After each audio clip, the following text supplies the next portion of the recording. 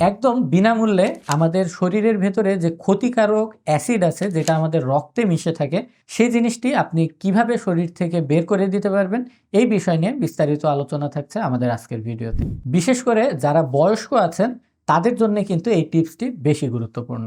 আমি কিন্তু পাকস্থলীর ভেতরে যে অ্যাসিড জমে যেটার কারণে গলা বুক জ্বালাপোড়া করে এই অ্যাসিডের কথা বলছি না। আমাদের রক্তের ভেতরেও অম্ল এবং ক্ষারের একটা নির্দিষ্ট ব্যালেন্স থাকা লাগে। তো যেটা কিনা আমাদের দেশে বাতাসের যে দূষণ আছে, পানির দূষণ আছে এবং শব্দের দূষণ আছে, এই সব কিছু মিলেই কিন্তু আমাদের শরীরের ভেতরে একটা ক্ষতিকর অ্যাসিডের অ্যাকুমুলেশন হয়।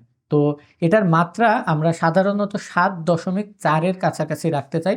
যারা সায়েন্স ব্যাকগ্রাউন্ডের আছেন তারা বুঝতে পারবেন যে পিএইচ এর মাধ্যমে আমরা যেকোনো পদার্থের ভেতরে কিন্তু এই অম্ল এবং ক্ষারের তারতম্যটা নির্ণয় করি। তো আপনার শরীরের ভেতরে এই পিএইচ যদি 7.4 এর আশপাশে থাকে সেটা কিন্তু তার জন্যে সবচেয়ে ভালো। এখন এই শরীরের ভেতরের অ্যাসিড কমানোর জন্যে বিভিন্ন রকম দামি দামি কোম্পানি অ্যালকালাইন ওয়াটার এবং এই জাতীয় প্রোডাক্ট বিক্রি করে থাকে, যেগুলোর কিন্তু আপনার কোনো রকম কোনো বেশি বেনিফিট যে দিতে পারবে এই ফ্রি টিপসের থেকে এমনটি নয়। তো যেই দুইটি পদ্ধতির কথা আমরা বলবো, এর প্রথমটি হচ্ছে শ্বাস প্রশ্বাসের ব্যায়াম, অর্থাৎ ডিপ ব্রিদিং এক্সারসাইজ। এই ব্যায়ামটার করার নিয়ম খুবই সহজ এবং এটার জন্য কোনো রকম কোনো প্রিপারেশন লাগবে না। আপনি 4 সেকেন্ড ধরে শ্বাস টানবেন, এরপরে আবার 4 সেকেন্ড শ্বাস বন্ধ রাখবেন, এরপরে আবার 4 সেকেন্ড ধরে আপনার শ্বাসটা ফেলবেন এবং 4 সেকেন্ড অপেক্ষা করে পুনরায় আবার 4 সেকেন্ড ধরে শ্বাস টানবেন।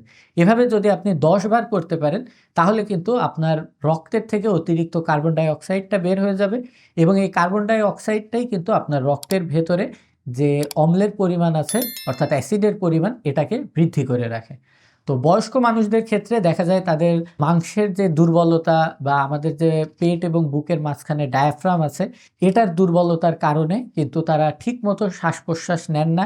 অনেক সময় কুঁজো হয়ে বসে থাকার কারণে কিন্তু বুক ভরে তারা শ্বাস নিতে পারেন না, যার ফলে এই কার্বন ডাই অক্সাইডগুলো শরীরের ভেতরে জমতে জমতে জমতে জমতে কিন্তু আপনার লিভার, কিডনি এই জাতীয় জিনিসগুলোর কিন্তু খুব বেশি রকমের ক্ষতি সাধন করে ফেলে এবং আপনি কিন্তু তখন অল্প সময়ে বুড়ো হয়ে যান। তো এই জিনিসটা যদি আপনি রেগুলার একবার অন্তত পক্ষে করতে পারেন 10 বার করে এই ব্রিদিং এক্সারসাইজ, এটা কিন্তু আপনার রক্তের ভেতরে এই অ্যাসিডের মাত্রাটাকে কমিয়ে রাখবে। এবং দ্বিতীয় যে উপায় সেটি হচ্ছে আপনার কিডনির মাধ্যমে অ্যাসিডগুলোকে বের করে ফেলা, অর্থাৎ আপনি যদি পর্যাপ্ত পরিমাণে পানি না খান সেক্ষেত্রে কিন্তু আপনার প্রস্রাবটা খুব বেশি ঘন হবে এবং এর ভেতর দিয়ে কিন্তু এই অ্যাসিডগুলো বের করতে আপনার কিডনির কষ্ট হবে। তো যার কারণে আপনি যদি পানির পরিমাণটা নিশ্চিত করেন সেক্ষেত্রে কিন্তু এই অ্যাসিডগুলো আপনার শরীর থেকে সহজেই বের হয়ে যাবে।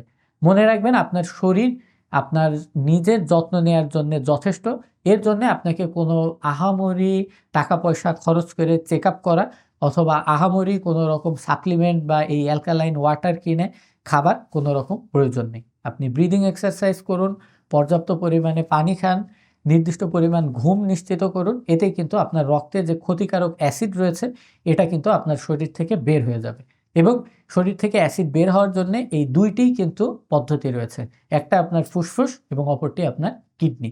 যদি ভিডিওটি ভালো লাগে অবশ্যই শেয়ার করে আরেকজনের কাছে পৌঁছে দিবেন। আল্লাহ হাফেজ।